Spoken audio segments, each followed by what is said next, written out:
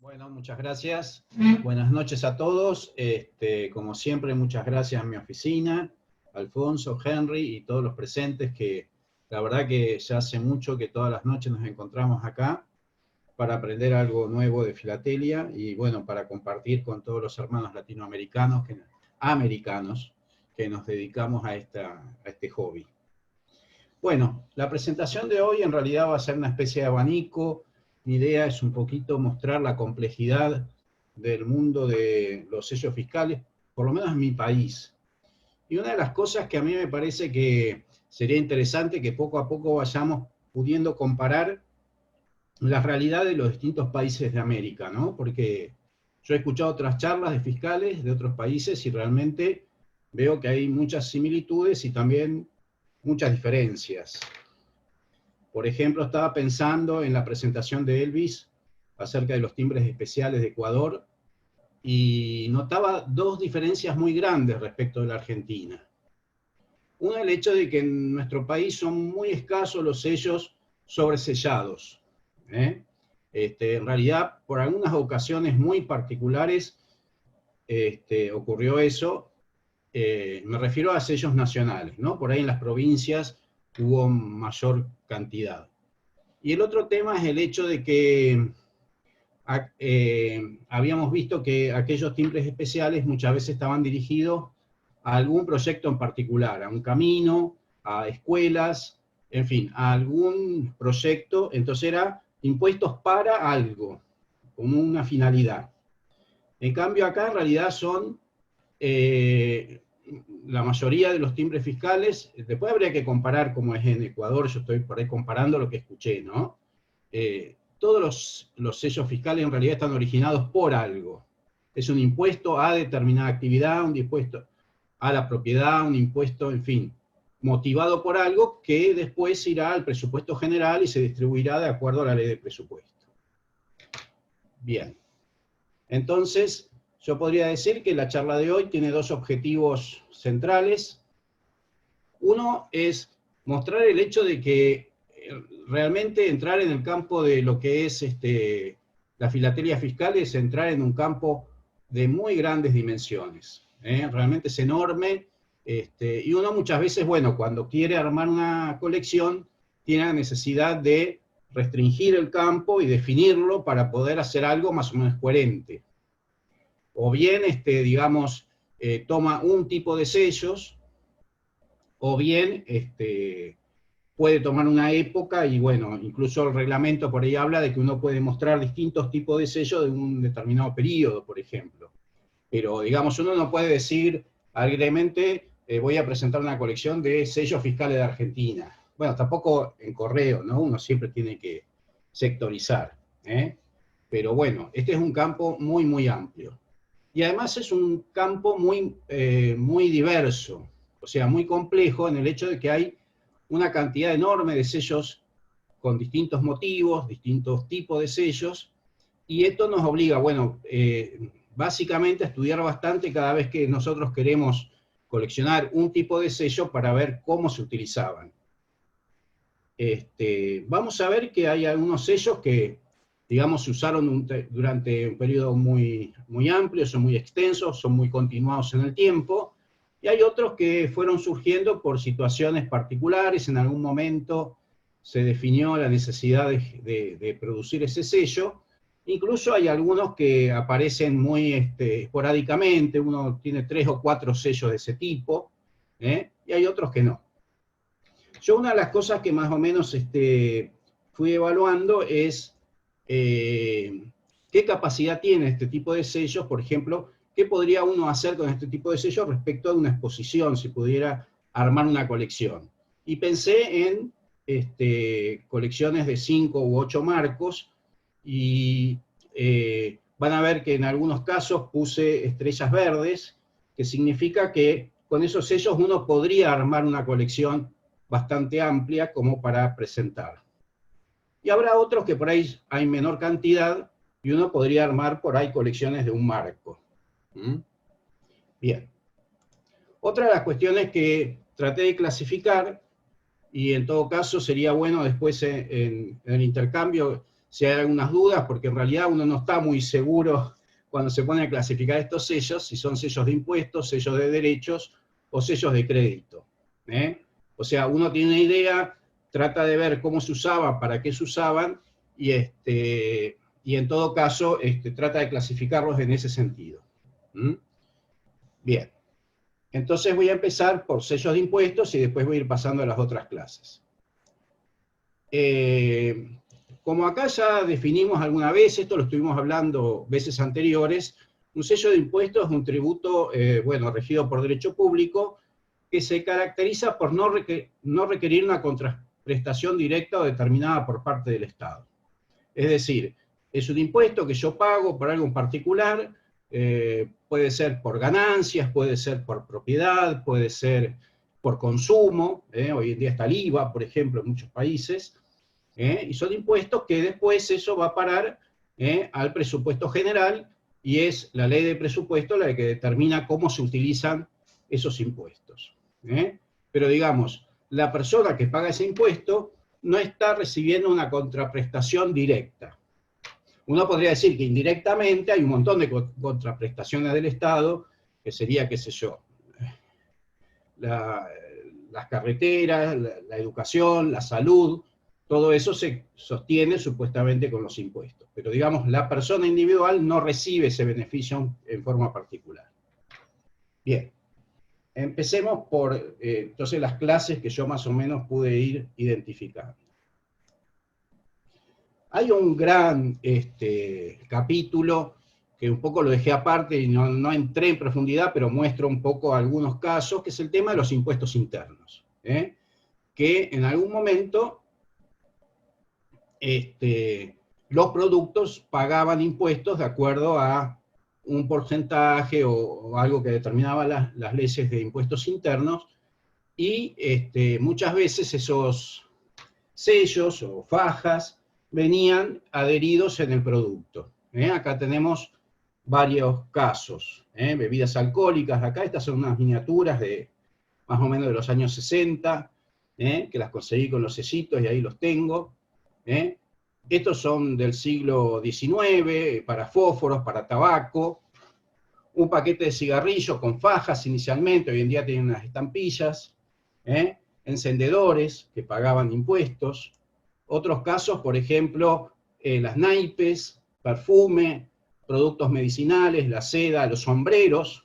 Este es un lindo sello, digamos, para, bueno, sé que no se puede porque no se usó en correo, pero, o como dicen, con mucho cuidado podría ser para una temática, ¿no? He visto colecciones temáticas sobre sombreros, ese tipo de cosas. Alcohol medicinal, bueno, en fin. Este es un campo muy amplio y ya les digo, muy interesante, y uno puede incluso, yo acá lo marqué con 2 estrellas, porque en realidad si uno quisiera presentar algo de esto, tiene que subdividirlo, es muy amplio y hay muchísimo material que uno puede ir consiguiendo con el tiempo. A veces es un poquito complicado porque como venía adherido, digamos, en los envases, con el tiempo es difícil encontrarlos en buen estado. Pero con paciencia se van consiguiendo algún tipo de material. Bueno, pasemos a otra clase. Por ahí es la clase de sellos fiscales más general, más clásica. En mi país se los reconoció ya desde el principio como timbres de ley de sellos. En el mismo sello dice ley de sellos, pero también se los conoce en los catálogos como timbres de uso general, timbres para documentos. Y bueno, en la Argentina empezaron en 1878 la primera emisión, que son estos rombos, que hizo Kraft. ¿Se acuerdan que yo les conté cuando hablé de Kraft alguna vez? Y se extendieron hasta 1986. Después se dejaron de usar y bueno, hoy en día se usan timbrados o papeles timbrados. Y se estima que hay alrededor de 3.000 sellos diferentes. Bueno. Estos son bastante significativos porque este es un sello que salió en la época de Perón, allá en el año, este es del año 55, que fue cuando, bueno, el gobierno de Perón tenía un plan que se llamaba Segundo Plan Quinquenal, y tomó como motivos estos sellos para difundir ese plan quinquenal. Y después del golpe de Estado, le agregaron esta sobrecarga que dice 1955, Revolución Libertadora, como para desperonizarlos, digamos. Bien. Las formas de uso en general tenemos algunos de estos sellos que cubren impuestos fijos, como por ejemplo, durante mucha época, y se consigue muchísimo material, bueno, no de esta época, pero después más adelante, todos los recibos tenían que tener una estampillita, y la gente tenía, los comerciantes tenían planchas de estampillas, los pegaban en los recibos y los firmaban para anularlos. Y después están los otros sellos de valores más altos, que corresponden a impuestos proporcionales, que en el caso de escrituras, de contratos, de pagarés, y son los documentos más interesantes porque es donde aparecen los sellos de más alta denominación, que son bastante complicados de conseguir, como estos de 100, 200, 300 pesos, son sellos mínimamente interesantes. Y hay algunos mucho más altos, pero bueno, hay que encontrarlos. Bien. Pasemos a otro. Este es un caso muy particular, porque en realidad, fíjense, este es un sello que se utilizó exclusivamente en Tierra del Fuego. Pero ¿por qué lo pongo acá si estoy hablando de sellos nacionales? Bueno, porque en realidad, en ese momento, Tierra del Fuego era todavía un territorio nacional. Era una gobernación y, digamos, estaba regido por el gobierno nacional. Y los impuestos se regían por una ley también nacional. Entonces, en realidad estos sellos están emitidos por el Estado Nacional para uso exclusivo en Tierra del Fuego, pero son sellos nacionales en el sentido de que, digamos, estos impuestos los cobraba el Estado Nacional de acuerdo a una ley también de nivel nacional. Distinto de los sellos que, digamos, son provinciales para aquellas provincias que tienen autonomía. Hoy en día, Tierra del Fuego es una provincia. Pero en el momento que salieron estos sellos, que son la década del 60, digamos que no tenía esa autonomía, todavía era territorio, por lo tanto estos sellos son nacionales. Acá tenemos otros muy lindos. Algún valor más o menos alto, bueno, es un lindo documento de la época. Bien. Otro tipo de sellos. Los sellos de letra de cambio. Estos sellos especiales para letras de cambio se emitieron entre 1878 y 1918. Se calcula, todo lo que yo digo en cuanto a números son cálculos estimativos, porque en realidad esta historia se va reconstruyendo de a poco. O sea, por ahí de la primera época hay catálogos, pero ya después, pasando el año 16, todo lo demás son estimaciones. Bueno, acá habría 2 o 3 años que uno está estimando en función de lo que había antes, y el cálculo es más o menos 516 sellos. Sería una linda colección, porque además encima los sellos son triples, lo mismo que yo conté para la provincia de Buenos Aires, las letras de cambio, que eran para letras de cambio al exterior, eran triples, porque justamente se enviaban 3 copias por distintos medios para evitar, digamos, la pérdida del documento. O sea, si se perdía uno, primera, llegaba segunda o llegaba tercera, uno de los 3 iba a llegar. Entonces, en general se emitían triplicados y iban por distintas vías a destino. El problema que hay con estos sellos es que desgraciadamente, y yo no sé por qué, pero ni para la provincia de Buenos Aires, ni para Nación, no se ha conservado ningún documento. Yo la verdad que este fragmento creo que es la parte más interesante, digamos, lo más parecido a un documento que puede haber, que encima está combinado con impuestos pagados en Inglaterra, porque esto debe haber sido una letra emitida acá en Argentina, que fue cobrada en Inglaterra y también le cobraron un impuesto allá en el momento de cobrarlo, ¿no es así? La verdad que es muy lindo, digamos, fragmento, porque prácticamente no hay documentos de esto. Esto dificulta bastante el hecho de presentar una colección exclusivamente de este tema, ¿eh? Porque, digamos, salvo que uno haga un estudio especial de los sellos, pero, digamos, no tiene documentación para acompañar. Bueno, pasamos a otro caso. Este es otro tema también bastante interesante, que durante muchos años, desde antes de 1915, yo diría desde principios de siglo pasado, y quizás los últimos del 19, se emitieron estos sellos especiales para seguros, pero que fueron cambiando de nombre. Al principio aparecen estos, que son los sellos de ley de sellos, con la sobrecarga seguro. Después aparecen estos, este tipo, que son prácticamente imposibles de conseguir, y que dicen warrants. Y después vienen libros y seguros, seguros, seguros y warrants. Van cambiando de nombre, pero en realidad son todos para las pólizas de seguro o para ese tipo de cosas. Se estima en total unos 200 sellos con sobrecarga y más de 564 timbres especiales emitidos. Y de estos sí hay lindos documentos. Yo acá presento dos. Esto sería la póliza de seguro que se lleva al cliente. Es decir, cuando se firma una póliza de seguro, en general las pólizas son muy lindas, muy, ¿cómo se llama? Así, con muchos adornos, qué sé yo. El tema es que son muy grandes y hay que doblarlas para poder exponerlas, ¿no? Pero suelen ser muy vistosas. Y después este otro, por ejemplo, que yo conseguí una vez y la verdad que me llamó mucho la atención, esto, digamos, lo tenía la compañía. Y en cada página iba asentando uno de los contratos que iba haciendo y pegaba la otra parte, o sea que el impuesto lo pagaban a medias, entre el que le contrataba y la empresa. Y bueno, cada uno se guardaba el registro de ese contrato. Bien. Este es otro tema muy interesante, realmente.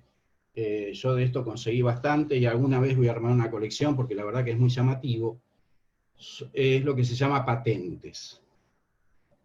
Cuando yo digo patente, la gente se confunde, no sabe muy bien a qué se refiere, la gente está acostumbrada a la patente de los coches, pero no es eso. Es lo que tenía que pagar los comerciantes, los industriales y los profesionales como impuesto una vez al año para ejercer su actividad.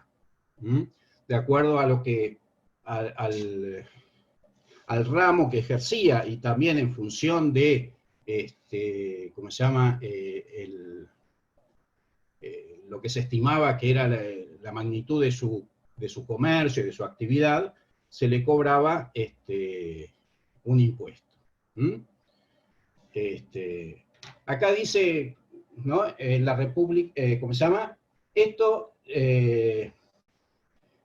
todos los impuestos nacionales se cobraban en la capital federal, o sea, la ciudad de Buenos Aires, que en ese momento no tenía autonomía, y los territorios nacionales. ¿Está? O sea, las provincias no pagaban este tipo de impuesto a la nación, sino que ellos cobraban sus propias patentes. Lo mismo que la ley de sellos. En las provincias también se emiten timbres de ley de sellos. Y la nación los cobra en la capital federal y en ese momento que había bastantes territorios nacionales. Toda la Patagonia, el Chaco, la Pampa, Misiones. Estoy hablando, ¿no?, de principios de siglo, y después a mediados de siglo recién se empezaron a convertir en provincias. Así que ahí se aplicaban todo este tipo de sellos.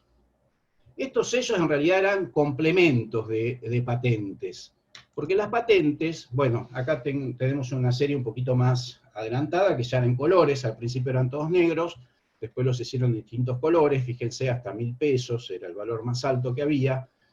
Bueno, ya acá digo, entre 1898 y 1931, más o menos 728 sellos emitidos. Y como les decía, eran complementos, porque en realidad las patentes eran este tipo de formulario que venía con un sello impreso. Esta es una patente bastante alta, porque es de un banco germánico de la América del Sur, que, digamos, en este año 1920, no se ve bien, bueno, 22, acá está, perdón, estaba buscando acá y acá está clarísimo. En 1922 tuvo que pagar 12.000 pesos de impuestos. Entonces, como no había patentes de 12.000 pesos, usaron una de 10.000 y le agregaron 2.000 pesos con sellos adicionales. O sea que los sellos se usaban en general en forma adicional. Hay muchas patentes que uno encuentra que no tienen sellos adicionales. Siempre los más vistosos son los que tienen sellos adicionales, pero bueno, digamos, uno puede coleccionar todo a su vez. Y del mismo banco, un poquito más avanzado, está este otro, que ya en 1930 y aquí ya pagó 45.000 pesos.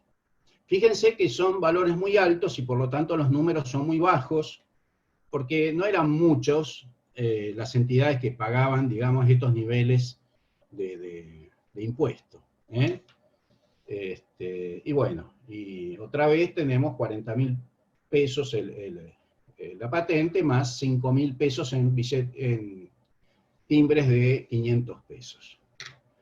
Y esto que puse acá, que es del año 32, es una patente y lo que nos muestra que ya para el año 32 se dejaron de usar este tipo de documentos. Fíjense que tiene el mismo encabezamiento: Administración General de Contribución Territorial, Patentes y Sellos de la Nación, y directamente lo hacían con un recibo.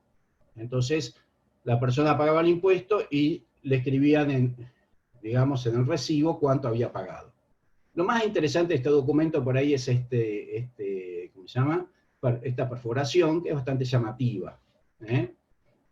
Bueno, en fin, como cosa interesante, y además me parece que está bueno para un cierre, si uno hace una colección de esto, mostrar este documento como cierre para ver que más o menos en esta época se terminaron de usar este tipo de sellos. Bien. Pasamos a este otro. Este es un único sello conocido para médicos. No lo tengo, este sello, lo saqué esto de, ¿cómo se llama? Del catálogo de Marco del Pont, donde por suerte explica bastante bien cómo se usa. Estaría muy lindo tener un documento, un sello y sobre todo los documentos, porque es un sello que es un poco confuso para el que lo ve. Yo al principio no lo entendía mucho. En realidad el 5 es el valor, el sello vale 5 centavos, el 1 y el 2 se refiere a las dos partes del sello, no es un valor el 2, sino que lo que nos está diciendo, esta es la parte principal y este vendría a ser el talón, la segunda parte.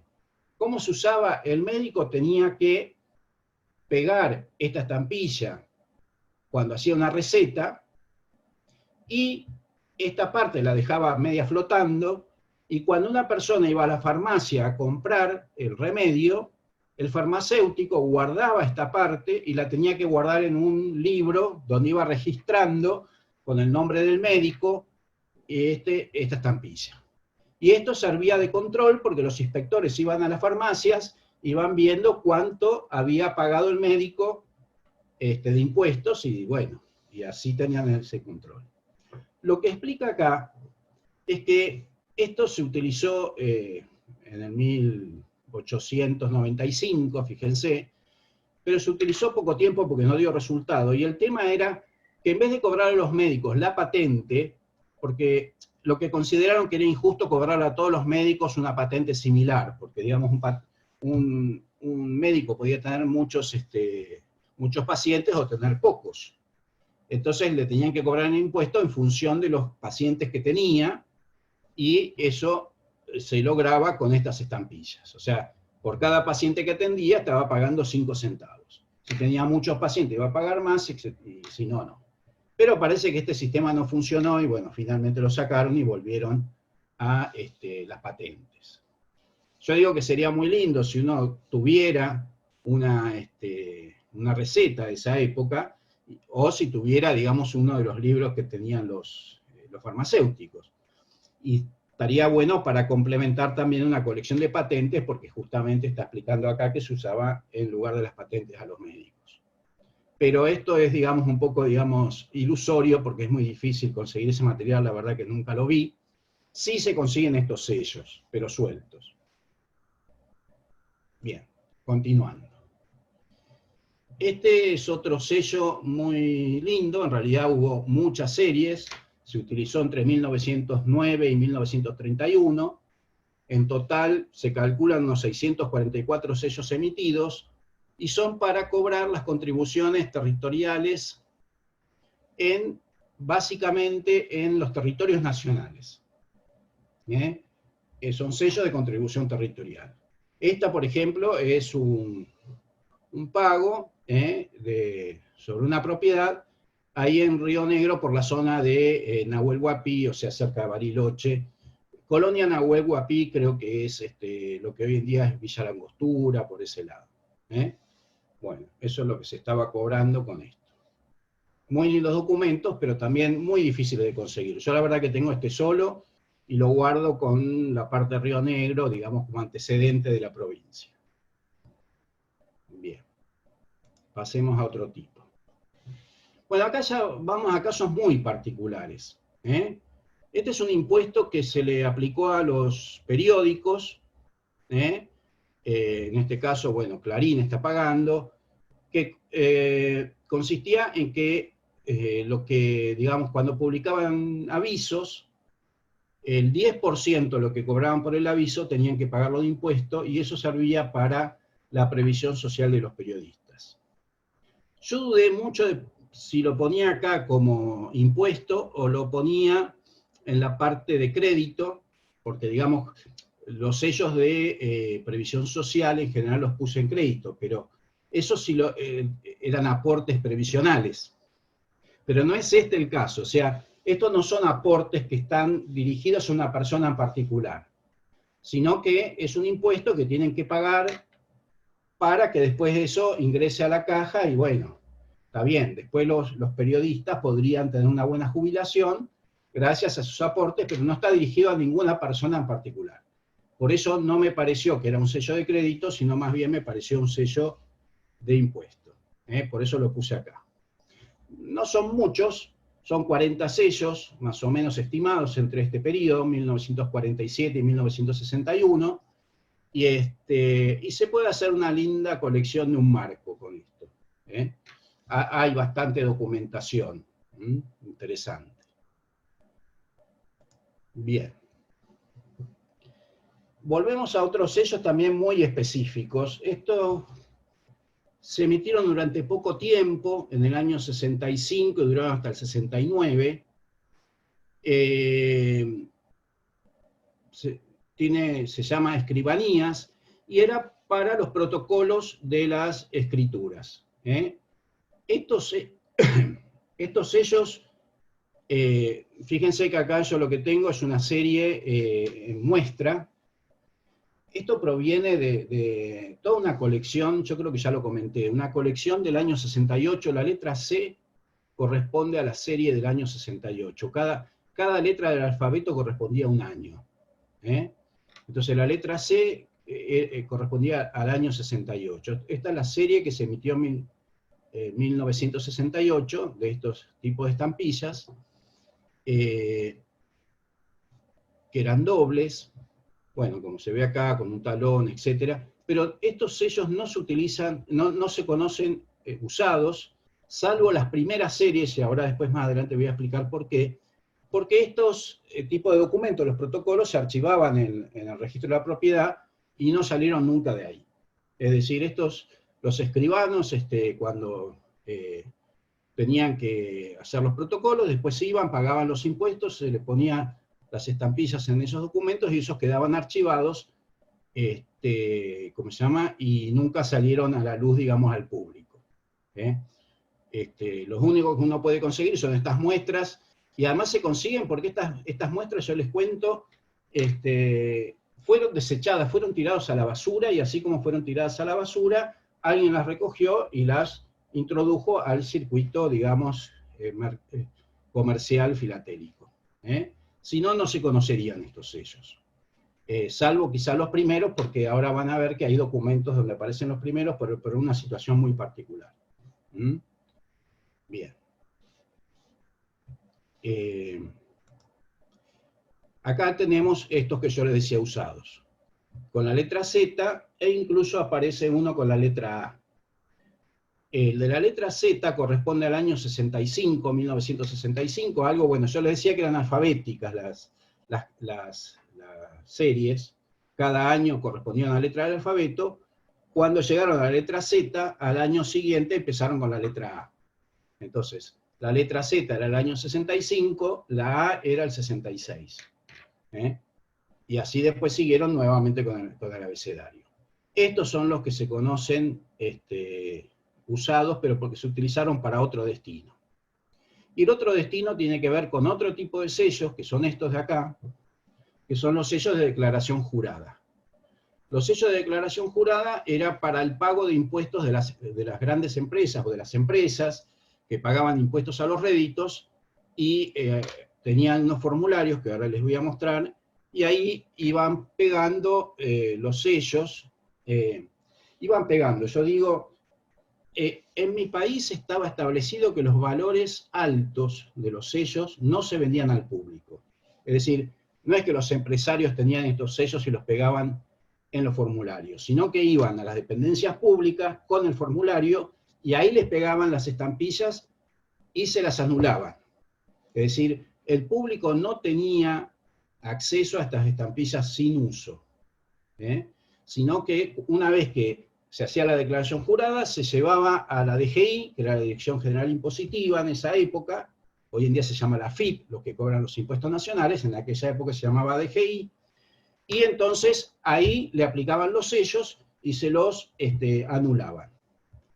El empresario o la empresa se quedaba con esta parte principal del sello y el talón quedaba en la parte de los comprobantes que quedaban archivados en la FIP.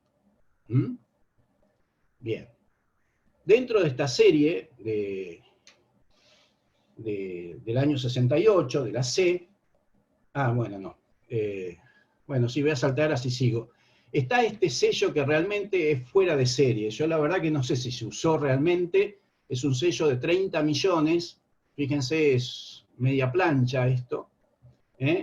Y lo llamativo que este sello, cada uno de estos sellos valía $85.000. O sea, era una fortuna. Además, les estoy hablando del año 1968, donde $85.000 era mucho más de lo que es hoy en día. La verdad que nunca lo vi usado, pero realmente es un sello muy, muy llamativo. Yo la verdad cuando lo vi me llamó muchísimo la atención, enseguida fui a la tabla de valores de los dólares para ver cuánto era en ese momento, y realmente era un sello totalmente fuera de lo que uno está acostumbrado a ver el valor de un timbre. Bueno, volvemos para atrás y vemos un poco los formularios. Estos son los formularios que hacían las empresas para la declaración jurada. ¿Qué pasó? En el año 65, cuando se empezó a hacer este tema de las declaraciones juradas, todavía no se habían hecho estos sellos.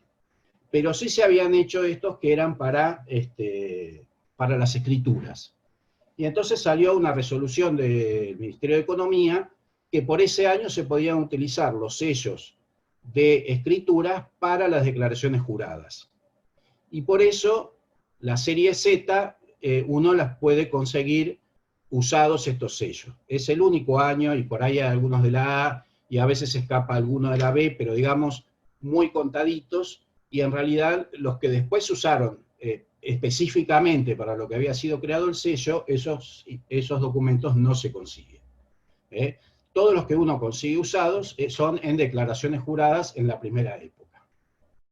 Bueno, y acá tenemos, bueno, en pesos moneda nacional, acá un lindo valor de 500.000 pesos, pero no los 30 millones de pesos que yo les conté, o sea, hay una gran diferencia, igual 500.000 pesos es un valor bastante alto, y bueno, y también es escaso y difícil de conseguir.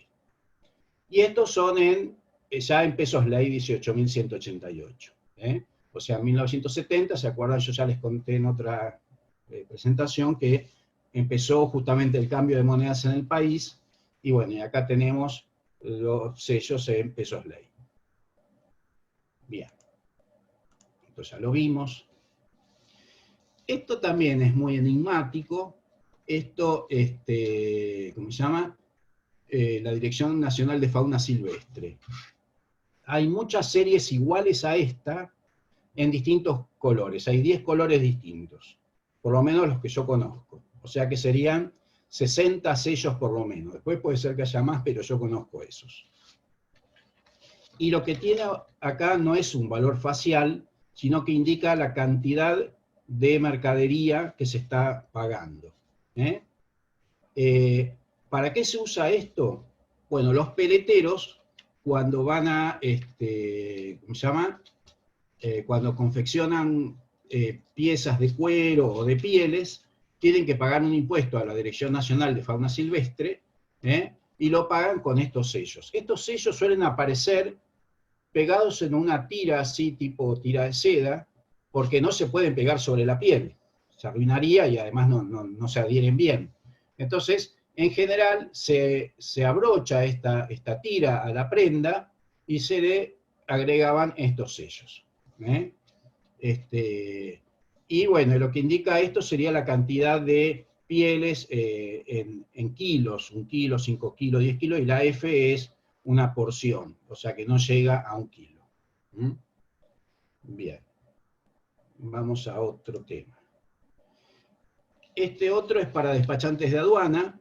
En los permisos de embarque vienen estos sellos. La verdad, confieso que no tengo muy claro qué es lo que estaban pagando con esto. Yo lo puse acá como impuesto, pero en realidad no tengo muy claro. Traté de buscar información y no la encontré. Pero bueno, calculé que tenía que ver con el tema de importación, exportación, en este caso exportación, porque son para, ¿cómo se llama?, los permisos de embarque de mercadería que sale del país. Y entonces los despachantes de aduana tienen que adherir estos sellos en esos despachos. Bien. Y después sí están los de aduana. Acá hay distintos modelos, estos son de principios de la década del 60, después fueron cambiando los modelos, incluso los colores, hay de color violeta de estos. Estos venían adheridos cuando uno compraba, por ejemplo, mercadería importada, ¿no? Yo acá puse, en la colección tengo, porque es lo que se puede adherir, ¿se acuerdan los famosos discos, los primeros discos que no eran rígidos, ¿no? Pero, por ejemplo, yo me acuerdo que cuando era adolescente compré una radio y venía con una de estas estampillas pegadas porque la radio era importada, o bueno, muchos productos eléctricos que eran importados venían así, ¿no? Con estas estampillas. Bueno, lo de sello de aduana. Bien, y con eso terminé. No quiero decir que sean todos, pero son los que conseguí, porque una de las cosas que pasa es que a veces uno se encuentra de pronto con especies así que se usaron muy esporádicamente o para cosas demasiado específicas, ¿no? Bueno, pasamos a la cuestión de servicios. Ya entonces sí, los sellos de servicio es cuando uno está pagando, ¿cómo se llama? Cuando está pagando, digamos, un servicio que va a recibir, ¿no? Yo acá puse esto, no es un sello, es un recibo de obras sanitarias, pero representa un buen ejemplo de lo que es un sello de servicio, en el sentido de que lo que uno está pagando acá es el servicio de agua y cloacas. En la ciudad de Buenos Aires, la nación no lo cobra, pero en Buenos Aires sería los sellos de servicio cuando uno paga alumbrado, barrido y limpieza. Y una de las características que tienen estas tasas es que generalmente no son voluntarias. Digo, generalmente hay unos casos que sí, pero en muchos casos no. Por ejemplo, el tema de obras sanitarias, uno no puede decidir si en su propiedad va a tener o no va a tener cloacas. Sí o sí tiene que pagar el agua corriente, sí o sí tiene que pagar las cloacas. No pasa lo mismo con la luz, por lo menos en mi país. Uno puede no pagar la luz y se la cortan y listo. Pero el agua, por ejemplo, sí o sí hay que pagarla. Entonces, y además, bueno, en la ciudad de Buenos Aires es del Estado y entonces uno paga y es una tasa. Bien, veamos algunos que yo encontré acá. Bueno, estos son, en todos los países hay sellos consulares, que son sellos que se utilizan no dentro del país, sino en general en los consulados. Inicialmente se regían por el peso oro. Cuando uno encuentra los primeros están en pesos oro, y ya después, más o menos en la década del 50 al 60, se pasaron a pesos. Es interesante que en los documentos aparece la conversión. Por ejemplo, este está cobrado en Italia, entonces dice, bueno, se cobraron 250 pesos, en liras equivale a 35.700, creo que 21. Entonces hace la conversión para que la persona sepa lo que está pagando. Bien. Este es un documento muy lindo, que en realidad tiene que ver con un embarque, manifiesto, bueno, de 1888. Son la primera serie de sellos consulares. Bueno, en total hay 510 sellos emitidos entre 1887 y 1964. Ya después, yo tengo varios de estos. Esto se puede armar una linda colección porque hay mucha documentación de esto, entre los pasaportes que se consiguen bastante, en internet uno consigue muchos pasaportes, y si no, también documentos de otro tipo de trámites. A veces, por ejemplo, una persona que se radicó en el país necesita tener su partida de nacimiento, vamos a suponer en Italia, y entonces cuando en Italia saca, o en el país de origen, digamos, saca la partida de nacimiento, bueno, ya tiene que pagar el impuesto ahí, y después va a tener que pagar el impuesto en el consulado argentino para que le certifiquen las firmas del país de origen, y después una vez que llega acá va a tener que pagar impuestos acá para que certifiquen las firmas del consulado y así. Esos trámites suelen ser muy largos y a veces son muy lindos porque cuando uno tiene documentos de ese tipo, a veces tiene estampillas de distintas naturalezas. Entonces yo tengo algunos que tienen la estampilla de la comuna, por ejemplo, después nacionales del país de origen, después del consulado y después nacionales de acá. Entonces uno puede hacer todo el historial de lo que se fue haciendo con ese documento. Acá este es un documento que compré hace poco, la verdad que lo conseguí, es muy lindo documento. Este tiene la particularidad de que los sellos fueron aplicados acá, en la Dirección General de Migraciones, y era una radicación definitiva en el país. Y no sé por qué situación utilizaron muchísimos sellos diversos, fíjense, 20 sellos distintos, de distintos valores, y lo interesante de este documento, yo muchas veces les dije que uno no tiene registro de qué sellos existen. Uno va armando la clasificación de los sellos a medida que va encontrando los documentos. Y este fue un documento que nos permitió, a quienes estamos en esa tarea, conocer algunos valores que no sabíamos que existían este año 45, este trienio, ¿no? 45-47. Por ejemplo, ya creíamos que el sello de 1 centavo y de 4 centavos no existía más. Y pudimos corroborar de que sí existían esos valores tan bajos. Bueno, por eso por lo menos interesante para mí fue este sello, este documento, y además porque es muy llamativo, ¿no? Tener con tantos sellos y tan colorido. Bueno. Por supuesto, perdón, aclaro y vuelvo a decir, estamos dentro de lo que son los sellos de, ¿cómo se llama? De servicios, y lo que se está pagando ahí es un trámite. Uno hace un trámite y entonces, digamos, no es un impuesto, sino que es una tasa.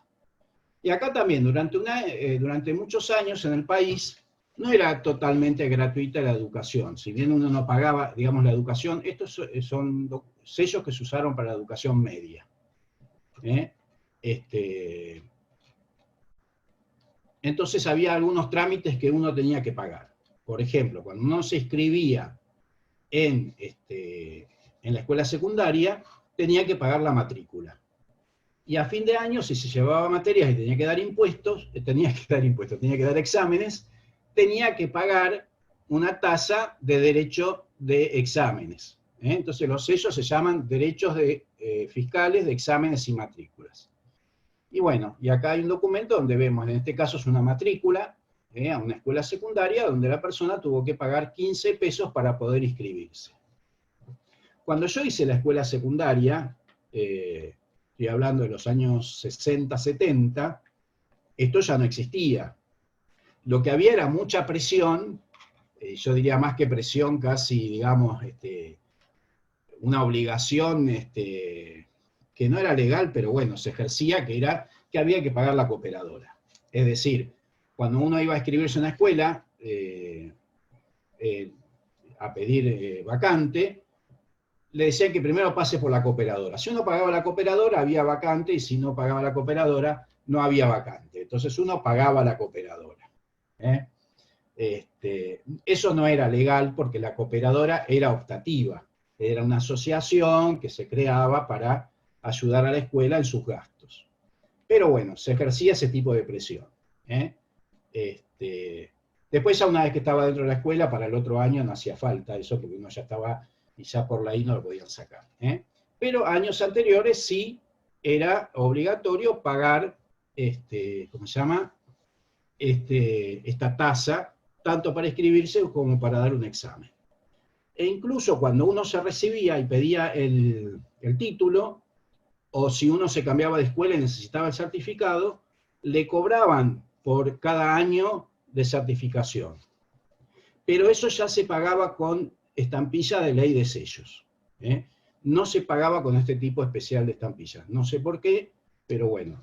En la ley de sellos salía, uno de los artículos mencionaba cuánto había que pagar por los certificados de estudios. Bien. Otro tipo de estampilla es el de derecho de análisis. Estos los usaba la Dirección Nacional de Química cuando, por ejemplo, había productos alimenticios o sería también productos medicinales o algún tipo de producto que requería un análisis por parte de la Dirección Nacional de Química, tenía que pagar ese servicio. Entonces, vamos a suponer, qué sé yo, una empresa fabricaba un determinado producto y entonces tenía que presentar determinadas muestras, se hacía el análisis químico y se le daba el visto bueno. Y por eso tenía que pagar ese servicio, ¿no es así? Bueno, los sellos se conservaron prácticamente la misma forma durante muchísimos años. Yo conozco algunos, bueno, fíjense que es de 1916. Esto es una muestra fotográfica invertida. Lo vi en un remate, bueno, ya de 1916. Y de 1968. Seguimos con esta letra C. Pues yo les digo, esto fue una colección completa que yo conseguí del año 68 de todos los sellos emitidos para la Dirección General Impositiva en ese año. Y bueno, y fíjense lo llamativo es que el modelo es exactamente igual, cambió un poquito, ¿no? Bueno, el escudo es distinto, pero digamos, la idea es muy similar. Bueno, ¿qué pasa con estos sellos? Yo acá tengo un documento. Les digo, primero son muy difíciles de conseguir los usados, muy difíciles. Hay muy pocos, yo tengo 3 documentos nada más de estos, y además se consiguen solamente los valores bajos, y les explico por qué.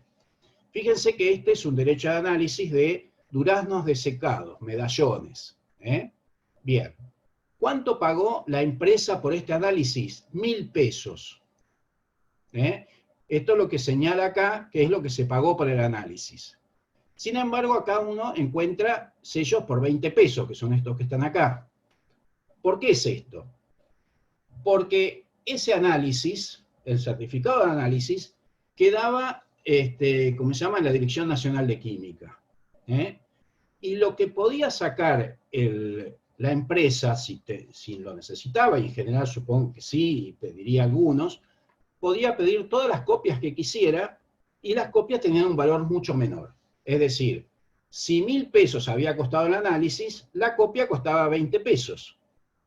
Y la empresa se llevaba esto, con los 20 pesos. Así, todos estos valores bajos son bastante difíciles de conseguir. Yo les cuento que una vez fui a ver a una persona que me vendió muchísimo material y tenía una estantería llena de carpetas con un montón de empresas que habían presentado el registro de sus marcas. Y esa persona me dijo, Acá entre estas carpetas hay algunos de estos sellos de química. Tuvimos horas buscando y conseguí esos 3 documentos que tengo. O sea que de las miles de carpetas que revisamos, solamente había 3 que tenían este tipo de copia. En la mayoría de los trámites se ve que las empresas no presentaban esto. Y bueno, con esto les quiero contar que son bastante difíciles de conseguir estos sellos. Bastante difíciles de conseguir.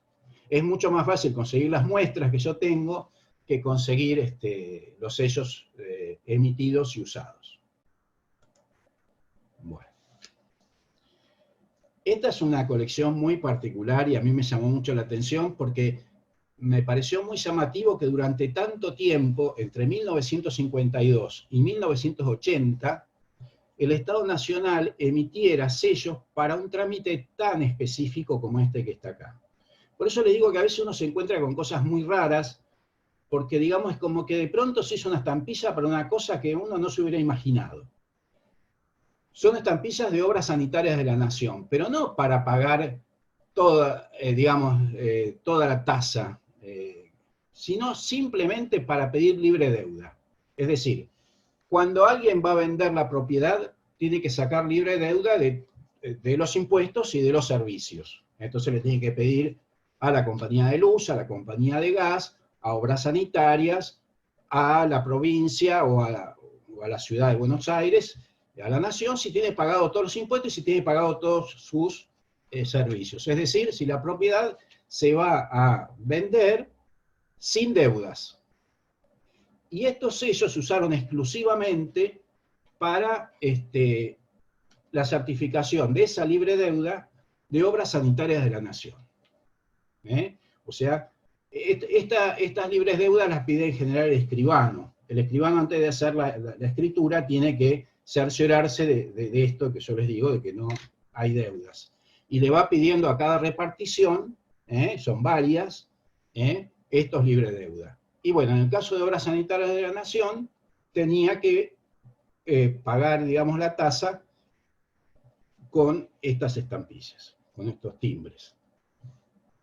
Cuando salieron, inicialmente se hicieron estas especies de tickets, medios provisionales, que después, fíjense, de 20 pesos, y al poco tiempo se cambió por esta estampilla, ya que dice 20 pesos, bueno. Y después fueron cambiando con el tiempo, estas que están acá ya son en pesos ley, y estos son unos documentos bastante lindos, porque estos valores son muy raros, ¿y por qué?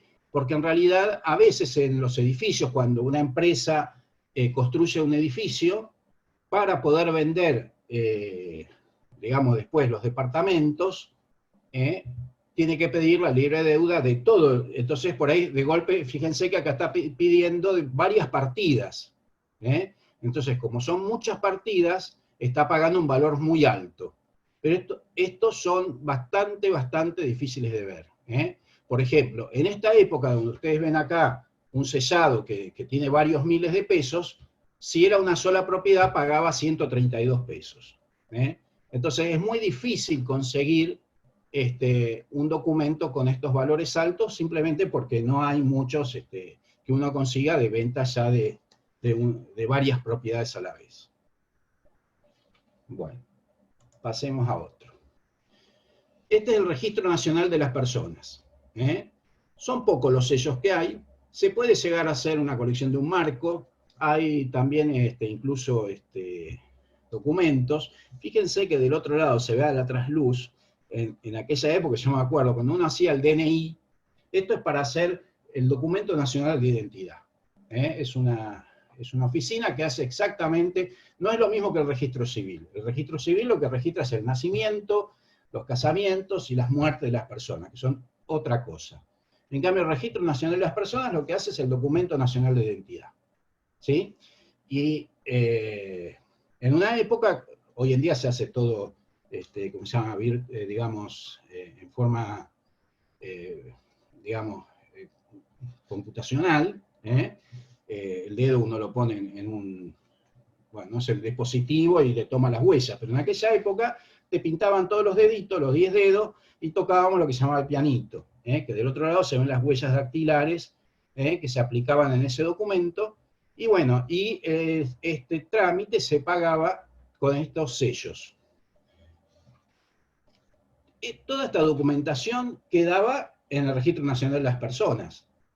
¿Por qué apareció tanto? Y bueno, porque yo supongo que en algún momento el Registro Nacional de las Personas tiró a la basura, así les digo, toda la documentación, los archivos viejos, y alguien los recogió. Y hay mucho de esto. Yo tengo bolsas de estos sellos. Se supone que esto no tendría que estar, porque esto podría ser similar a otras cosas que yo le conté que quedaban archivados en una oficina pública. Pero a veces uno tiene oficinas públicas que tiran las cosas y bueno, quedan en el público, y hay otras veces que no. Bien.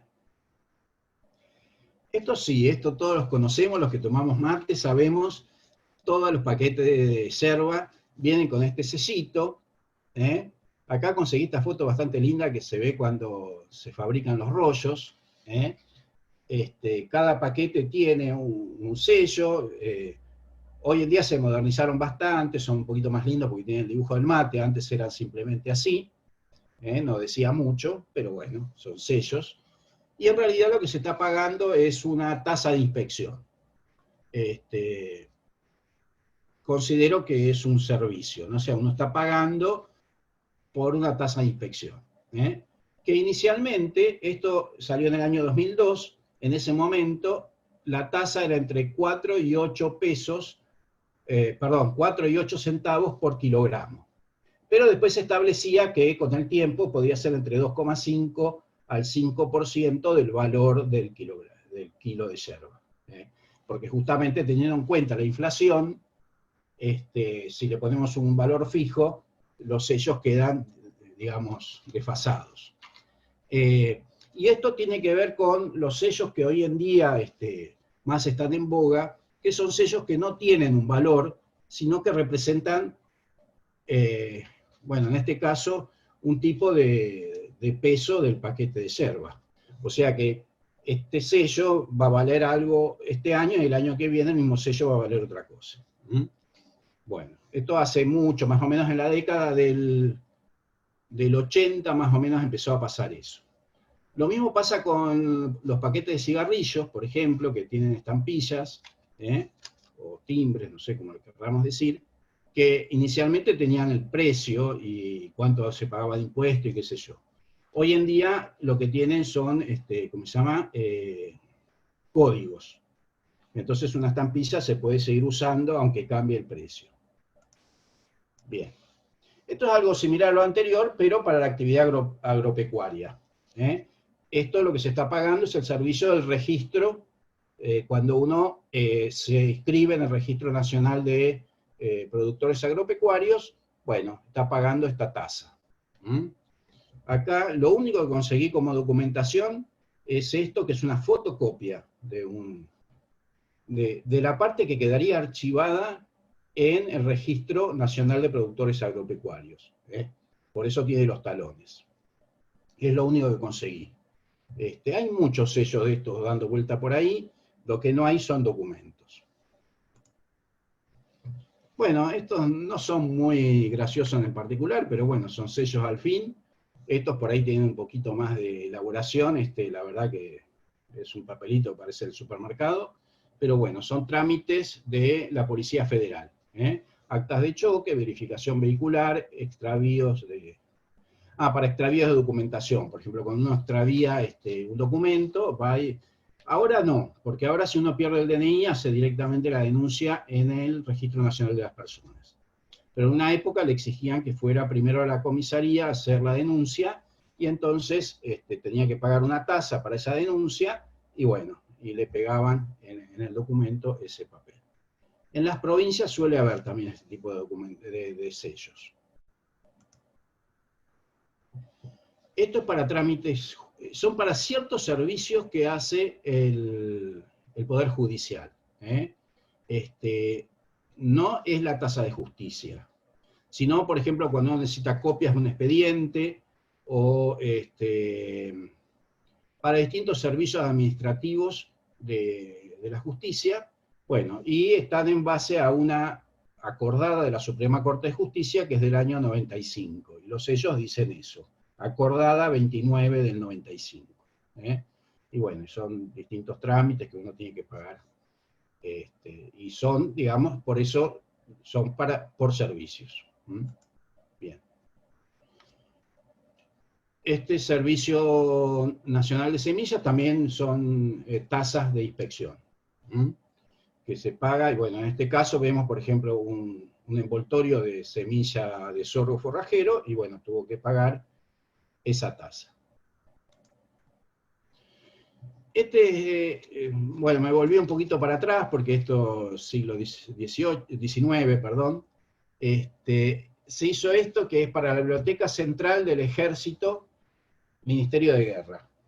Esto era porque había una biblioteca central y con esto se pagaban las obras. Cuando alguien quería comprar una obra en la Biblioteca Central del Ejército, por supuesto tenía que ser personal autorizado, es decir, personal militar que estaba cursando estudios, se necesitaba algún manual especial del Ejército, entonces podía ir a la biblioteca, lo compraba, y en realidad los sellos, es un sello único, emitido así, de esta manera, y hay distintos valores en sobrecarga. Bueno, acá sí aparecen sellos en sobrecarga, pero por eso les dije, hay pocos y en casos muy contados. Este sellito, la verdad que lo encontré en un clasificador de muchos sellos perdidos. La verdad que el pobre está muy feo, pero bueno, lo puse porque representa algo muy interesante, que es el tema del registro de la propiedad intelectual. Es decir, cuando uno, por ejemplo, escribe un libro o qué sé yo, bueno, alguna obra que la quiere registrar en el registro de propiedad intelectual, bueno, va, paga un arancel y se lo registran. Y después está lo que se llama el depósito de ley, por eso en los libros dice hecho el depósito que marca la ley, que es, uno tiene que dejar en el registro de la propiedad un ejemplar. A veces depende de cuál sea la tirada, tiene que entregar más ejemplares, y bueno, además uno de los ejemplares sí o sí, porque es, digamos, lo que queda ahí guardado como parte del registro de la obra. Hoy en día eso se hace todo por internet, después uno va a retirarlo y paga el arancel, por supuesto sin estampillas hoy en día, y esa repartición también le entrega lo que se llama el ISBN, que es un número único, universal, de cada obra escrita, e incluso le da un código de barras que uno puede poner en la tapa del libro y que sirve, digamos, para identificar la obra. Es muy interesante el tema, y la verdad que no es muy caro el trámite. O sea, uno muchas veces, yo digo en filatelia, por ejemplo, que a veces escribimos libros, y los clubes por ahí tenemos la costumbre de hacerlos y no registrarlos. Y la verdad que conviene, porque no es un trámite muy caro, y le queda un registro de validez universal, porque ese número que se le otorga a ese libro es solo para ese libro. Bueno, en alguna época se pagó con estos sellos. Yo, por el tipo de sello que hay acá, calculo que esto tiene que haber sido de los años 60, por el tipo de sello, digamos, de esa época eran más o menos así. No tiene valor, pero debe haber sido porque justamente la tarifa era variable, y bueno, para no ir haciendo uno todos los años, lo hicieron sin valor facial. Esto es semioficial, pero bueno, entra dentro de la clase de fiscales, lo que tiene que ver con, en este caso, el Colegio de Escribanos, porque son sellos que están autorizados oficialmente. Si bien no son emitidos directamente por la autoridad nacional, pero sí autorizados por el gobierno nacional. Y son para pagar, ¿cómo se llama? Cuando un escribano hace una autentificación de un testimonio, de una hoja, una fotocopia que uno presenta, autenticada frente a escribano, entonces cada foja llevaba uno de estos. Se usaron poco tiempo, y después lo que uno ve en los expedientes, más bien unos papeles sellados que dice, y que tiene este mismo dibujo. Al principio eran estampillas, después fueron papeles sellados. Y pasamos ahora a los sellos de crédito, que, como bien nosotros dijimos, lo que está haciendo es acreditando, digamos, es un sello que acredita un dinero a favor de una persona, un depósito, un bien que digamos que uno va a recibir, un derecho, etc. Yo acá puse, bueno, ya hablé mucho de esto, pero digamos, estos sellos justamente me dan un crédito a mí, ¿no es así? O sea, lo que está acreditando es que yo deposite ese dinero y ese dinero es mío. Es un valor fiscal. Este es interesante cuando yo vi esta clasificación, porque a mí al principio me discutieron que estos no eran sellos fiscales, porque me decían, ¿qué impuesto estás pagando con esto? No estás pagando un impuesto, no es... Y cuando yo leí el reglamento, por eso es muy interesante leer los reglamentos de la AFIP, porque uno tiene, digamos, criterios ahí para fijarse, digamos, qué cosas puede presentar y no presentar en una colección, ¿no? Y cuando vi que estaban los sellos de crédito, dije, claro, los sellos de la Caja Nacional de Ahorro Postal son sellos de crédito, así que perfectamente, y desde ese lugar, y bueno, las personas que me decían que estos no eran sellos fiscales, les enrostraba el reglamento FIP. Este es otro, unos sellos muy interesantes, que se usaron entre el año 36 y el año 56, son pocos, yo puse que son 7, en realidad era una serie de 6, y después como la repartición cambió de nombre, se hizo el valor más alto de 640, se volvió a hacer con otro tipo, y por eso son 7. No se llegó a hacer la segunda serie completa. ¿Qué era esto? La caja de maternidad. Al principio, cuando salió esta ley en el año 36, esta ley fue impulsada por un diputado socialista, Alfredo Palacios, era un diputado por la ciudad de Buenos Aires, que tomó el problema de las mujeres embarazadas, trabajadoras, que no tenían licencia por embarazo. Y entonces lo que ocurría en muchos casos es que la mujer, por necesidad, seguía trabajando hasta último momento y prácticamente dejaba de trabajar en el momento que tenía que ir al hospital. Era más o menos así. Y a los 2 días, o quizá al día siguiente, o cuando pudiera, ya estaba trabajando otra vez, porque necesitaba de su salario. Entonces, lo que propuso esta ley era justamente la caja de maternidad. A todas las trabajadoras mujeres se les descontaba un pequeño porcentaje del salario, y junto con los aportes patronales se iban creando los fondos para la caja de maternidad. Entonces, estas libretas lo que certificaban era durante cuánto tiempo esta mujer obrera había estado aportando, ¿cómo se llama?, a la caja. Había ciertas condiciones para poder gozar de esos beneficios, o sea, uno tenía que tener cierto tiempo trabajado, y, digamos, cuando la mujer estaba embarazada, entonces la caja le pagaba su sueldo. O sea, no, el dueño no pagaba, le daban los 6 meses necesarios, y la caja le pagaba de acuerdo a lo que establecía y de acuerdo a la categoría que había estado pagando, porque los distintos sellos tenían que ver con la categoría que tenía esa persona. A mayor categoría aportaba más, a menor categoría aportaba menos, y por supuesto después el subsidio iba a ser mayor o menor de acuerdo a la categoría que tenía. La idea era que pudiera conservar su salario durante el periodo que descansaba. La ley además establecía que a esta persona se le iba a quitar el subsidio en caso de que se la encontrara trabajando en el momento que no correspondía que trabajara. O sea que era una ley que también protegía y buscaba, digamos, que las mujeres realmente pudieran tener el necesario descanso y protección del menor durante el último momento de su embarazo y los primeros meses de vida de la criatura. Y después incluso hasta se agregó algunas cosas más, como en el momento del nacimiento se le regalaba un ajuar, etcétera, etcétera, cosas así, algunos beneficios. Muy interesante este tema.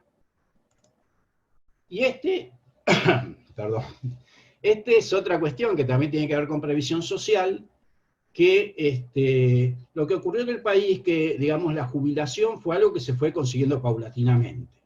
Inicialmente consiguieron la jubilación los empleados públicos, los maestros, el personal militar, los periodistas, por eso se impuesto a la caja de jubilación y pensión de los periodistas, y ya en la época de Perón se le otorgó la jubilación. En realidad fue antes de que subiera Perón, que ya había un gobierno, digamos, estaba el presidente Farrell, que era militar, y que Perón había sido el ministro de Previsión Social de él. Y crearon la jubilación para los empleados de la industria, ¿cómo se llama? Y afines, decía, ¿no? Previsión social para la industria de afines. Entonces, todos los obreros, los empleados, así los trabajadores manuales en general, aportaban a la caja, se les descontaba un porcentaje del sueldo, también estaban los aportes patronales, y eso se ponía en libretas, y se iban pegando las estampillas en forma, digamos, de conformar el sueldo del obrero y el porcentaje que correspondía. Son unas estampillas bastante lindas porque en realidad son muy descriptivas. Por ejemplo, fíjense, vamos a suponer si un obrero ganaba 1.000 pesos, entonces tenía que aportar. Él aportaba 80 pesos. Acá está, el afiliado aporta 80 pesos. O sea, está aportando, inicialmente era el 8%, después aumentó al 10%. Y hoy en día es el 11%. Pero en ese momento aportaba el 8%. Y el empleador un 11%. O sea, 110 pesos. En total, la estampilla que se le pegaba en la libreta era de 190 pesos, el valor facial de la estampilla, y eso eran los aportes tanto del afiliado como patronales para la jubilación. Yo conozco gente que hoy en día, hace varios años, trabaja haciendo trámites jubilatorios, y me cuenta que mucha gente que tiene muchos años de aportes, ahora debe ser mucho más escaso, porque esto se usó más o menos hasta los años 60, ¿no? Pero había gente que traía sus libretas antiguas para los primeros años de aporte, porque, digamos, todavía le quedaban las libretas de aquella época. Bueno, estos se usaron durante varios años. Después, la última época se hizo con, ¿cómo se llama? Con máquinas, ¿cómo se llama esto? Mecánicas, así como los franqueos mecánicos, pero bueno, timbradoras mecánicas, digo yo, ¿no? Porque no le digo franqueos mecánicos porque no es franqueo, ¿no? Pero uno tiene, yo tengo algunas libretas que, bueno, tienen estas estampillas pegadas, y, ¿cómo se llama? Y luego se le agregan, los últimos años ya tienen timbrado mecánico. Y ya después directamente se hizo por recibos y se dejó la libreta de lado. De estos sellos se hicieron, ¿cómo se llama? Tres series distintas en realidad. Estas que aparecen así barradas son porque aumentaron los aportes, y para que no se confundan con las estampillas anteriores, se les agregó esta barra así, porque si no se confundían y se podían usar equivocadamente.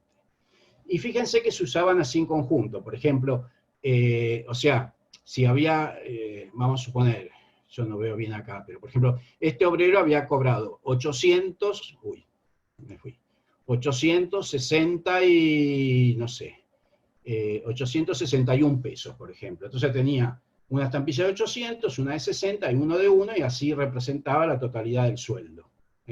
Y le daba el porcentaje de lo que tenía que pagar. Al principio el total era el 19% del sueldo, como les conté, y después pasó a ser el 25% del sueldo, o sea, la cuarta parte del sueldo entre los aportes patronales y los aportes del obrero. Y acá tenemos la tapa de una de esas libretas, y se ve que es de la última época del periodo peronista, porque justamente tiene la propaganda del segundo plan quinquenal, que como les conté era un plan que había económico de 5 años que había implementado el gobierno de Perón. Bueno, y para finalizar, quiero finalizar con una pregunta, porque en realidad esto alguna vez lo mencionamos acá cuando hablamos de los sellos fiscales, y este es un sellito muy raro que apareció hace un tiempo en un remate, que es un impuesto, perdón, es una multa por no haber ido a votar. Esta es una hoja de un... Antes eran libretas, ¿cómo se llama? Los DNI, el Documento Nacional de Identidad, era una libreta, y que tenía muchas hojas donde se registraban que uno había votado, ¿sí? Y se ve que esta persona una vez no cumplió y le cobraron una multa. Entonces está este sellito de multa. Este sello de multa no entra en ninguna de las tres categorías que nosotros mencionamos, así lo estuvimos discutiendo la otra vez, pero la verdad que a mí me da un poco de lástima, porque realmente es un lindo sello, y es un sello. Entonces uno se pregunta, ¿esto no es un sello fiscal? ¿Tendríamos que rever el tema de las categorías? O bueno, qué sé yo, ahora nosotros nos hemos acostumbrado un poco a cuestionar las normas, pero bueno, por lo menos yo la verdad que no lo tengo este sello, esto lo saqué de un remate, y no lo compré porque estaba muy caro, pero es un lindo sello, y si lo tuviera me lo guardaría en mi colección. Bueno, y con esto termino, y les agradezco realmente como siempre a todos, a mi oficina, a Alfonso, a Henry, a la FIAF, que en definitiva apoya toda esta actividad, y a los amigos que tienen la paciencia de escucharme repetidamente. Y bueno, si tienen preguntas, aquí estoy. Muchas gracias, Miguel. Excelente, Miguel. Muy bueno, Miguel. Miguel. Muy buena presentación, Miguel. Bueno, Buenas noches, Miguel. Yo Felicidades. creo que el último timbre es una tasa impositiva del Jurado Nacional de Elecciones, o de la, como usted llame ustedes allá en su país, para un pago de una multa. Por lo tanto, si es una multa, es una tasa que también va al gobierno. Por lo tanto, sí, eso es un impuesto. Nosotros acá en el Perú tenemos ahora, con en forma de hologramas que nos ponen en los DNI si es que uno no vota, pero es una tasa impositiva y eso se paga en el Banco de la Nación. Por lo tanto, es un impuesto que te están cobrando el gobierno. a ver, entonces los impuestos son, perdón, las multas son impuestos. Es una tasa impositiva que te está cobrando el gobierno por no Sí. cumplir con un deber cívico. Claro, sí, está bien. Bueno, está bien. Y ahora, como te digo, nosotros en el Perú tenemos, actualmente, antes no existía eso, pero actualmente se paga eso en el Banco de la Nación. Tú vas con tu recibo de haber pagado en el Banco de la Nación, vas al Jurado Nacional de Elecciones y ahí te ponen el holograma de haber pagado la tasa en tu libreta para que puedas hacer cualquier tipo de trámite legal, porque si no, no te lo permiten. Claro. Julio, Está bien. ¿Sí? en la época de que teníamos libreta electoral, antes del DNI, también ponían algo. Ponían multa, era un sello. Un No. sello, yo me acuerdo que era de goma, un sello de goma. Yo tendría que buscar porque mi libreta electoral, mi última y única, tiene esos sellos porque yo tuve que actualizar algo y le pusieron una estampilla. ¿La libreta de piedra esa que sabes? Sí, esa es la de la época del Paleolítico temprano. Claro. Pero sí tiene la de 3 cuerpos y le pusieron un sello o una estampilla y le pusieron su gomígrafo y todo encima. Lo voy a buscar, por algún sitio debe andar eso. Sí, pero es una tasa. Es una tasa, ok. Ok. Así como tasa fiscal, también hay tasa electoral, ¿no? Porque eso va destinado al cubrir los fondos del gobierno, porque eso va a la caja, al presupuesto, ¿no? Al Jurado Nacional de Elecciones. Claro. Sí, lo que pasa es que a veces hay que tener cuidado porque, bueno, acá incluso lo discutimos, no es lo mismo una tasa que un impuesto. E incluso yo he visto que oficialmente se hace esa discriminación porque muchos de los sellos que yo puse en la parte de servicios habla de tasa La ley lo dice, el decreto lo dice, una tasa de inspección, por ejemplo, lo llaman, ¿no? O una tasa por lo que sea, por un registro de qué sé yo. En cambio, la ley de sellos, cuando uno lee, habla de impuestos, no habla de tasa. En ningún momento menciona la palabra tasa, porque la ley de sellos son impuestos. De repente tu denominación en Argentina es diferente, ¿no? No, y además ustedes tienen un gobierno central y un gobierno local que imprime en forma diferente y paralela. Entonces, sí. En cambio en el Perú es solo nacional, una sola emisión, o sea, un solo ente. No hay, claro. No hay entes dispersos. Entonces, todo se cobra por una sola ley, una sola forma, una sola esto, no hay individuales, ¿no? No hay de región, de país del norte, del sur, de chiquito, del gran, no, todo es uno solo, en una sola bolsa. Entonces, ahí viene la diferencia con Argentina, por eso te digo, la tasa, lo único que hay diferencia acá es con los impuestos municipales, ¿no? Ah. De impuestos de sanidad, impuestos de qué sé yo, hay un montón de cosas que hay, pero solamente son municipales, locales. Ah, ¿y los municipios han emitido estampillas también en Perú? Sí, en una época sí, para sanidad, primero, para sanidad, para impuestos de objetos de carnavales, para el cobro de las tasas de impuestos en los aeropuertos, de salida y entrada de los pasajeros, en los terminales terrestres, en fin, o sea, pero solamente municipal. Claro. Una pregunta, y ahí veo que Jorge Alcañiz está con la mano en alto, solamente una pregunta. Menciona sello de sanidad en el Perú. En Rosario, en Argentina, emitieron unos sellos de sanidad famosísimos, pues, ¿no? Que son muy coleccionados. He visto muchas colecciones. O sea, ¿en el Perú se emitieron también sellos de sanidad para el mismo propósito? No. Eran para, ¿cómo se llama? Carnet sanitario. Era carnet sanitario de negocios y de trabajo, sí, yo tengo varios. Existió también en el Perú. Ana. Acá te comparto, espérate, un ratito acá. A ver, ¿se ve? Ahí estos son los impuestos, los timbres. Sí. Ahí también te veo con la mano en alto, Luis Fernando. Después de Jorge pasamos contigo. ¿Ves? Son sanitarios. No veo nada. No se ve. No, todavía no compartiste. A ver, espérate. Ya, a ver acá entonces. Ahí está. Ahí se ve. Estos son los timbres sanitarios de la Municipalidad de Lima, de San Isidro, de Pueblo Libre, de diferentes... Esto que venían con su carnet, tenías que pagar cada 6 meses la renovación de tus... Claro. Para los sanitarios, ¿no? Y habían tasas municipales también para, por ejemplo, collares de perro, que eran unas medallas que se colgaban los perros, ¿no? Y las tasas de impuestos para el embarque de los aviones, tanto en aviones como en la forma terrestre, acá, en los terminales terrestres, te cobraban el impuesto de salida, que después eso ya lo asumió el gobierno cuando vieron que era negocio. Claro. Gracias. Jorge.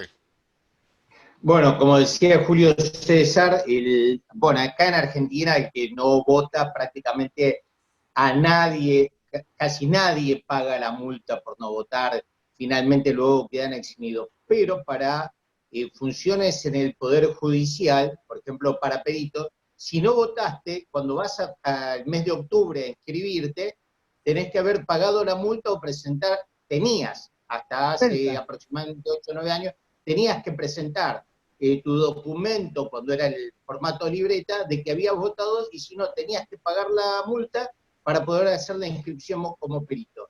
Después lo que pasaron a decir era que tenías que presentar un papelito que te entregaban, que si no habías votado quedabas inhibido por 1 año al ejercicio como perito por haber incumplido con la carga pública.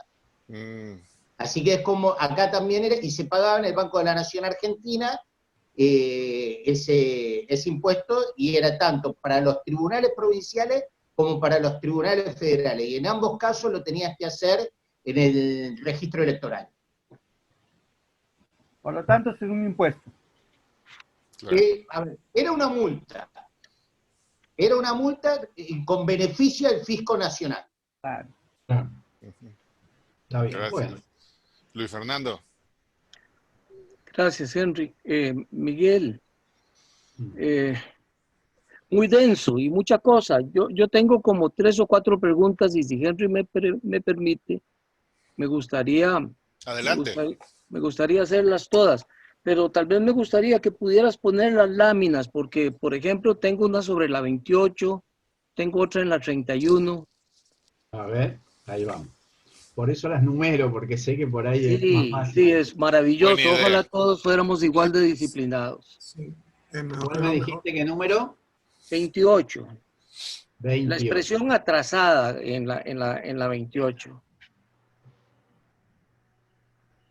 ¿Esta decís? No, esa es la de aduanas, perdón. Esa es la de aduanas. Ah, La atrasada es en la 20, perdón. Empecemos en la 20. la 20. 20. Ahí ¿Esta está. de contribución territorial? Sí, dice deuda atrasada. Esto porque la persona no pagó su impuesto en el momento, entonces le están pagando, le están cobrando la cuota de 84 y una multa de 25,20. Ok, la pregunta concreta es, ¿qué pasa si la deuda era al día y no atrasada? También pagaría, por ahí era otro Formato. el formulario, pero se usaban los mismos sellos. Los sellos son para pagar la contribución territorial. En este caso, como lo pagó atrasado, tuvo que poner... Ok, los timbres entonces no están vinculados con la característica de atrasado de la deuda. No. Ok, Yo lo que tengo de los dos tipos, por ejemplo, la provincia de Buenos Aires, que también tenía sellos para la contribución territorial de la provincia de Buenos Aires, y tengo algunos formularios que son con deuda atrasada y otros que no, que está pagando en el momento, y usan los mismos sellos provinciales en ese caso. ok. En la 28 la pregunta es más sencilla. A ver. Es sobre los de aduanas. ¿Estos o sí, estos? eso, los de aduanas. Sí. No, el anterior, porque este es Ah. clarito, este es derechos de importación. Sí. Este es el que no está como muy claro. El timbre está pegado en un documento, pero ¿qué le dice el documento? Porque ¿qué es lo que se le... Este documento es un permiso de embarque de mercadería. En este caso, al Paraguay, ahí está descripta. Yo la verdad que no sé muy bien qué es lo que está pagando. La verdad, voy a serte sincero, los puse porque sé que están, y bueno, pero no sé exactamente si está pagando un impuesto o simplemente, digamos, el profesional es el que está pagando su actividad. Eso no lo tengo muy claro. Pero es el embarque y ahí está la descripción de la mercadería que remite en este caso al Paraguay y por qué medio lo hace. Que acá la pregunta clave en este caso sería, sí. ¿existe legislación para este tipo de documentos? Esa misma pregunta la tengo en relación con la 52, pero ahora es en este caso, ¿existe legislación? Y seguramente debe existir. Lo que pasa, a ver, el tema es el siguiente. Hay documentación de todo tipo. Yo creo que presenté 30 tipos diferentes acá. Yo por ahí me pongo a armar una colección y voy a la biblioteca y busco información de eso que estoy coleccionando. Por ejemplo, cuando hice la colección de ley de sellos, fui a buscar las leyes de sellos. Si yo tuviera que armar una colección de esto, tendría que ir a buscar las leyes específicas de esto. El problema que hoy en día tenemos es que no podemos ir a la biblioteca. Yo la verdad que cuando preparé esto era imposible ir a la biblioteca a consultar y actualizar información, y en internet no encontré mayores pautas como para estar seguro qué es lo que se estaba pagando. ¿Ustedes no tienen un sistema de información legislativo digitalizado? Sí, pero no exhaustiva, no se encuentra todo. Y después yo te diría que también hay un problema, también, digamos, de conocimiento, porque, digamos, yo no soy abogado, yo creo que uno para hacer una colección así muy amplia de esto y saber de todo, tendría que ser, ¿cómo se llaman estos los abogados especializados en impuestos? Tributarios. Fiscalistas. Tributarios, eso mismo. Si yo fuera abogado tributario, creo que la tendría mucho más clara. Entonces, en realidad, te voy a ser sincero, yo de aquellas especies que yo he ido armando he buscado información. Como, por Me ejemplo, quedan un par, Miguel.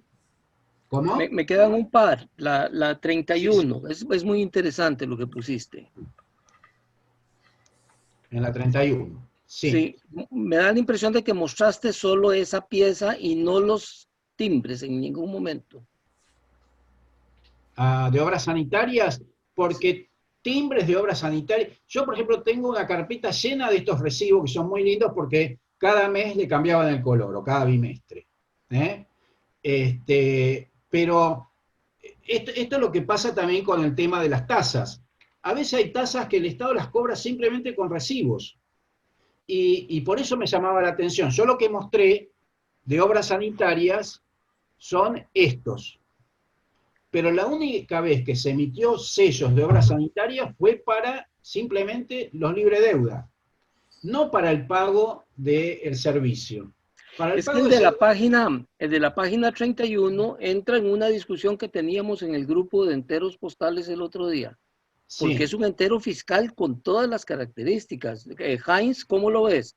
Es bellísimo, es un entero fiscal como los que discutimos. sí. Y además si yo te mostrara a todos así, uno al lado del otro, con los distintos colores, realmente es muy llamativo. Es muy llamativo. Vas Hay a tener que muchos. mandarle uno a Heinz y uno a mí, y otro a Bueno, Alberto. bueno, sí, sí, sí. Entonces después me van a dar y yo les voy a mostrar, porque tengo repetidos de estos. Yo no sé si, a ver, ya que está, les pregunto a ustedes que por ahí tienen más la última palabra en esto. El tema es que no tienen, digamos, un valor impreso. El valor está escrito. O sea, hacen la liquidación, le ponen el valor y entonces, digamos, La indicia no tiene valor. no tiene No. valor. No Ah, tiene valor. Ese es el tema.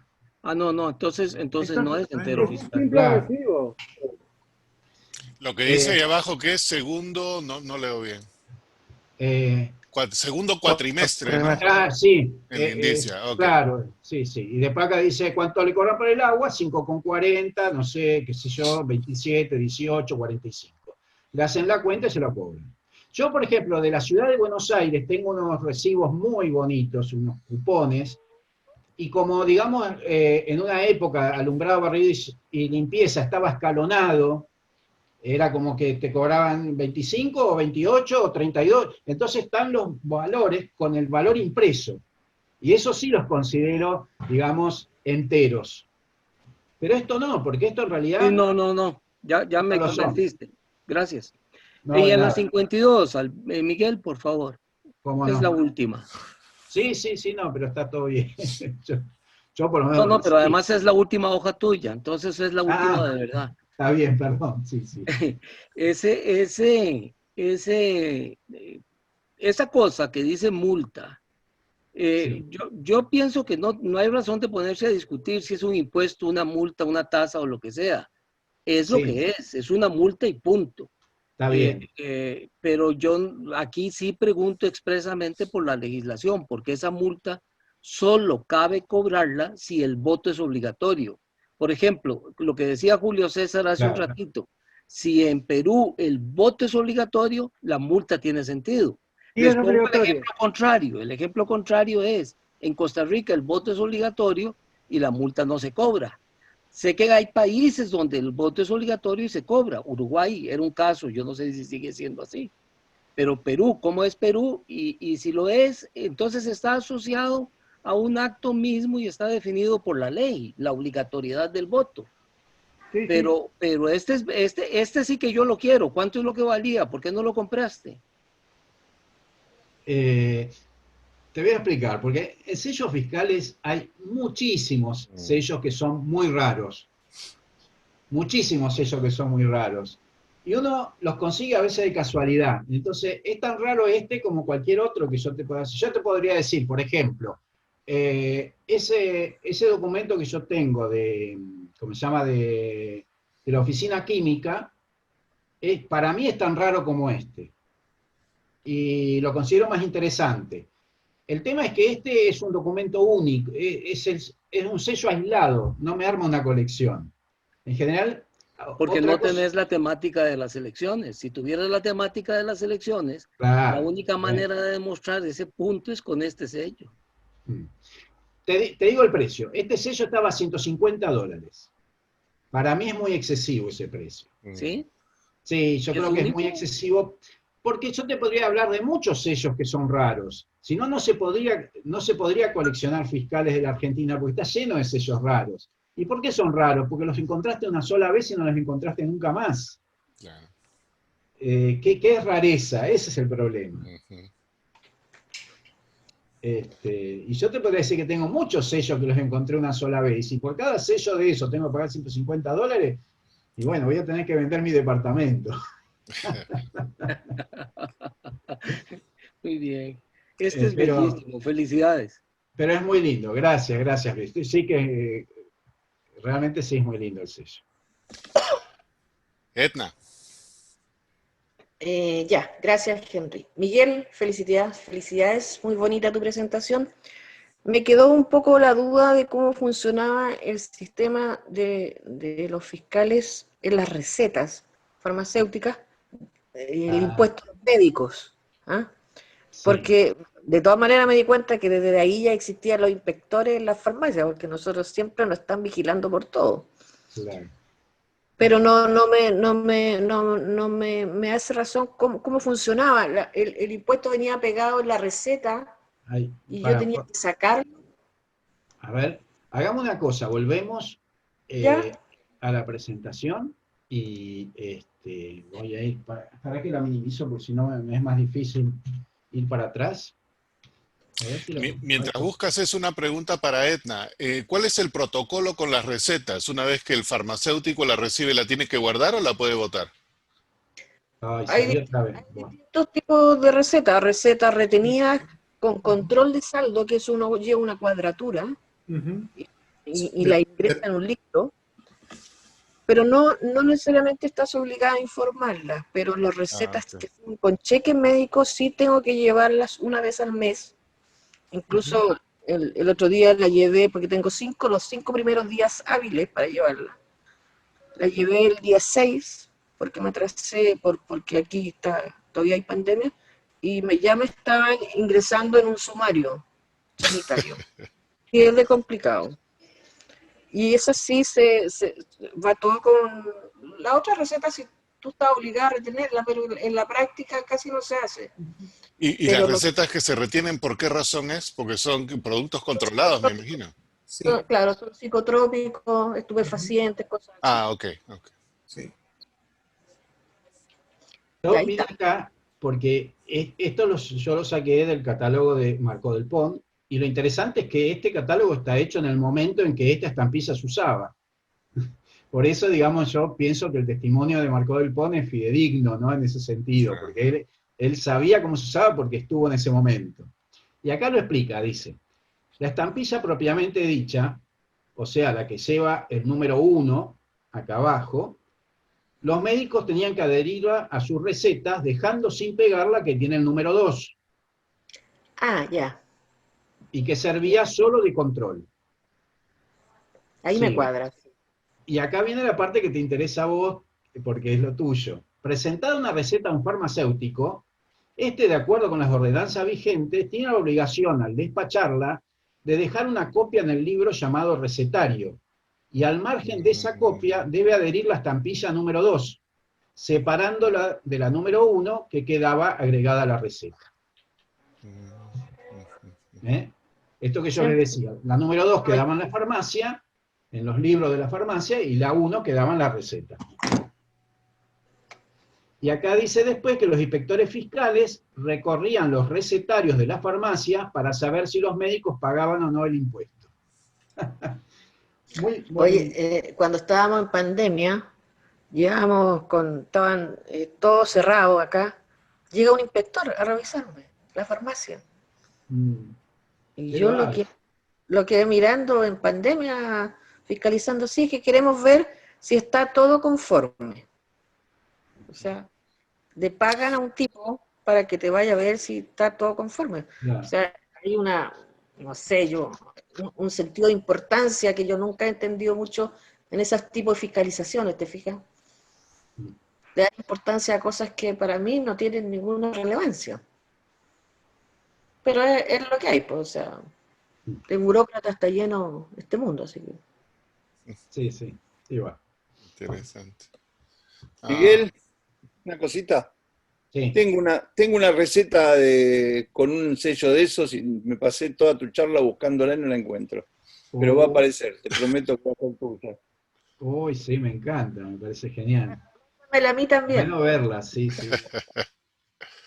Y después podemos hablar algo más. Subasta. Muy interesante. Ya hay 2 postores de ahí. Sí. Ya se quedó Alberto con el departamento. Bueno, por lo menos verla para Se ver quedó cómo sin es. departamento, Miguel. Vamos a vender el departamento, sí, sí. Bueno, Está en el sobre, está con un sobre, una receta, está completa. wow. Ah, bueno, Pero muy bien. me pasé toda la charla buscándola y no la encuentro. Bueno. Ya va a aparecer. Luis Fernando, ¿tú haces elecciones? ¿Tienes temática de elecciones? Tengo una pequeñita temática de las elecciones. A ver, te voy a mostrar un timbre de Perú de elecciones. Espérate un ratito. No me lo enseñes, mándamelo. No, después Qué te bárbaro. puedo conseguir porque no son muy difíciles de conseguir. Está. ¿Qué elecciones? Elecciones Pero- de 1931. Pero ¿y ese sello qué representaba? Lo ponían en las libretas electorales cuando tú ibas a votar. En lugar de la tinta en el dedo. Así es, en la tinta en el dedo corroboraba que tú habías votado. En ese mismo año, en Costa Rica hubo. Fernán Pero anda tipo- por ahí, Fernán Y debe después, saber. y después hubo que habilitaron uno para el siguiente año. Y no solamente no solamente se usó para el voto, sino para presentar candidatos, para presentar solicitudes ¿cómo se llama? Vamos. Trámites en el Jurado Nacional de Elecciones. Para Pero eso no se- entiendo el primero. ¿Por qué dice 20 centavos? ¿Que te cobraban para votar? Sí, no, costaba es que este solamente no se usaba para la votación, sino se cobraba para, no, No importa que me odien siempre. este se cobraba para, acá te digo. Ah.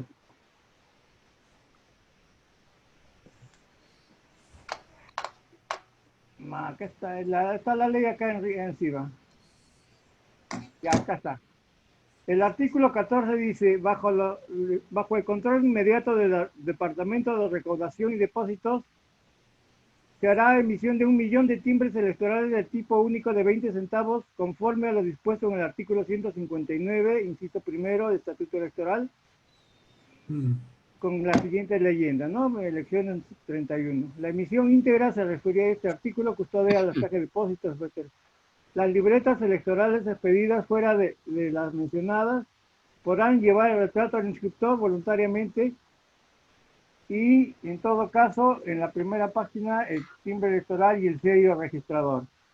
Entonces, esto se ponía era como un pago para sacar tu libreta electoral, más que de elecciones.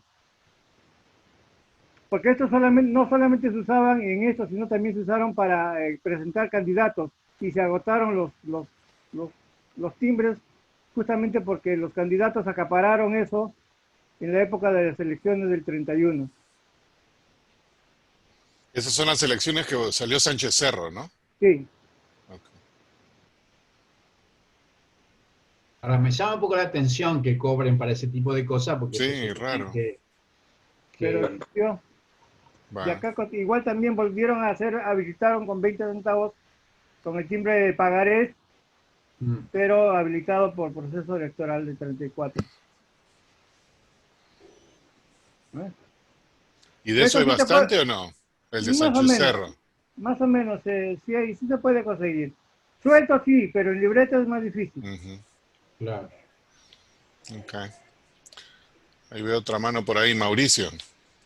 Y de ahí Gracias. Mauricio, de ahí vamos con Heinz. Perfecto. Primero, Miguel, muy interesante tu charla. Me llamó mucho la atención estos timbres que nos mostraste en los disquetes de computadora y el comentario que dijiste que en un radio también le habían puesto timbres. Mi pregunta es, en Argentina, bueno, primero, ¿qué trabajar ponerle timbre a los disquetes de computadora? Eso solo me recuerda que aquí en Honduras seguimos poniéndoles timbres a todas las botellas importadas y a los perfumes. Pero en los electrodomésticos, ¿les siguen poniendo algún timbre? Sí, yo la verdad que no he visto últimamente, pero me acuerdo de una época que cualquier cosa así importada que uno comprara venía con un sello adherido. Incluso en algunos casos, si eran de tela o que se venían con un hilito que digamos que lo adhería a la prenda, por ejemplo, te comprabas una prenda en el exterior y entonces te venía un hilito, digamos, que lo adhería a la prenda, por ejemplo. Pero, por ejemplo, me acuerdo las radios chiquitas que uno compraba, que yo iba atrás tenía pegado, sí, el cecito ese chiquito verde, sí. Interesante. Hoy en día, la verdad que no sé, no he visto, ¿no? Importación en electrónica. En electrónica vienen con sello. No sé. Me parece que ya no. Pero de estos bardecitos chiquitos que dicen AFIP. Okay. Heinz. Sí, reciente no. Claro. Hasta principios de los 2000, por ahí creo que ahí sí. está, Cristian está mostrando uno. Sí. Sí, Permiso, todo lo que gracias. viene de afuera se Gracias. le pone estampilla. Okay. Heinz. Gracias. Miguel, nuevamente comprobamos la gran cantidad de valores faciales que tienen para un mismo servicio y casi en la generalidad de los diversos objetivos para los cuales fueron creados estos timbres.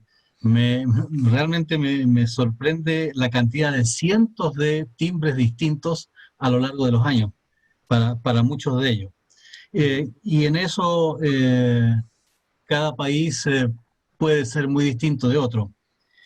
Sin embargo, hay algunas similitudes. Hay cosas que tú puedes, de cierta forma, llevar a un común denominador. Pero antes de ir al tema del entero fiscal que mencionaba Luis Fernando en delante, quiero referirme a la primera imagen que vimos, no para que la muestre, sino que porque todos la recuerdan, que es la mujer con el sombrero que tú comentaste. La personificación en una mujer de distintas cualidades en los sellos, tanto de correos como fiscales, es muy antigua. En Francia, la libertad es Marianne, ¿no es cierto? Claro. Asimismo, existe...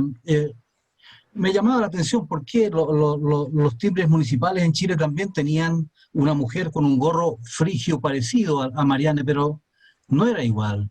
Investigando encontré que en España, en 1800 y tantos, también ya hay sellos que tienen una efigie femenina con un gorro. Y así existe entonces la justicia, por ejemplo. Y en este caso, cuando son tributos o son impuestos, creo haber leído que se refiere a la prosperidad. ¿Ya? Eso es lo que se trata de simbolizar en esa imagen femenina. Y la prosperidad que obviamente produce ingresos, ¿no es cierto? Y sobre esos ingresos uno tributa. Claro. Es una explicación que por ahí hay que buscarle el hilo conductor a esto. Y ahora quiero pasar al tema que planteaba Luis Fernando, y es porque, claro, hace una semana o 2 semanas envié un pequeño aporte sobre enteros fiscales. Y ahí apareció lo que tú tenías en la lámina 28, y no es para que lo muestres, sino que la duda de qué es lo que son esos documentos. Y desde lejos, no sé si voy a mostrar, es una tremenda sábana. Ah, sí. ¿Y eso qué es? Pero que tiene una indicia. Ajá. Claro. Con un timbre y donde dice despachador. ¿Y qué es lo que es esto? Esto es una póliza de importación. Vale decir, es el aforo de una mercadería que viene del extranjero y que pasa por la aduana. Entonces, el valor ese que está en la indicia es simplemente el valor del documento base para darle legalidad al acto de la importación, al aforo, digamos. Como ¿ya? si fuera papel sellado. Como si fuera un papel sellado. Y dependiendo del valor de lo que tú estás importando, lo mismo existe para la exportación, de acuerdo a eso tú pagas un impuesto que se calcula por separado y está cobrado después. Más abajo hay una liquidación de la forma, eso que incluye el valor FOB, incluye seguro, incluye varias cosas. Y tratando de entender qué base tiene esto, yo tengo aquí la ley de timbre, estampillas y papel sellado, ley número 1003 del año, perdón, del año 51. Y el artículo 148 dice, pólizas de internación y exportación. Pólizas de internación, de exportación, de reembarque, de transbordo, de tránsito y de embarque o reembarque de mercaderías extranjeras para el rancho de las naves, dice papel sellado de 6 pesos en cada ejemplar. Así como este tiene un timbre de 2,48. Pero resulta que un ejemplo de ese papel sellado de 6 pesos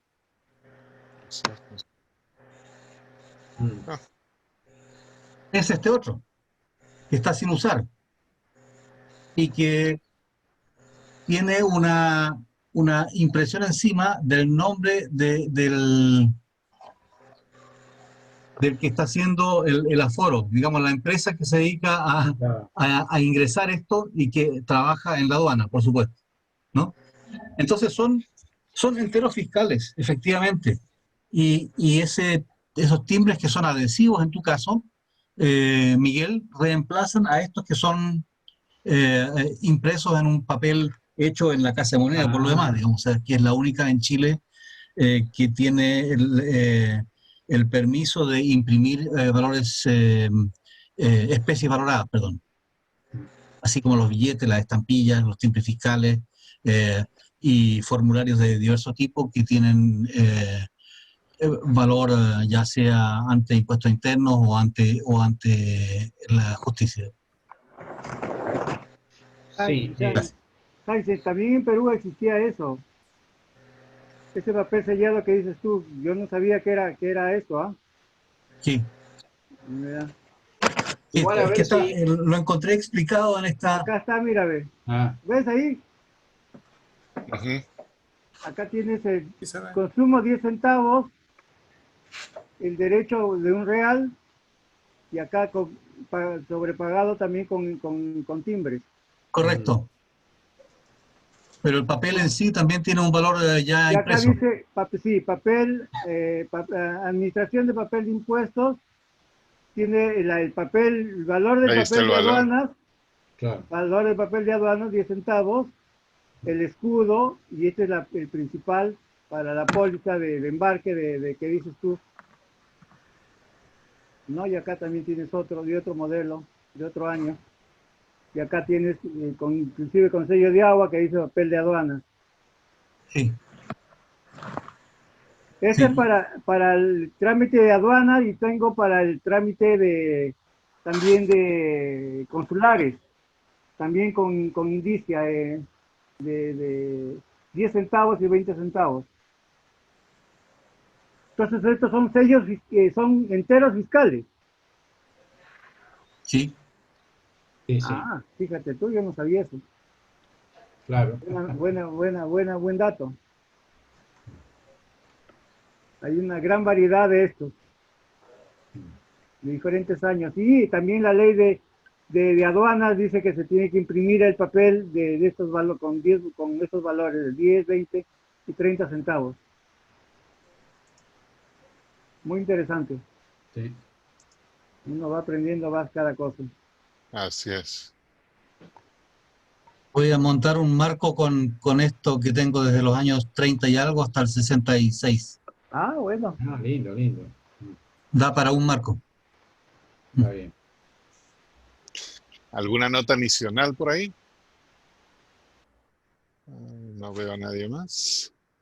Bueno, Miguel, nuevamente muchas gracias. Súper interesante como nos tienes acostumbrados. Muy Y interesante. el día de mañana...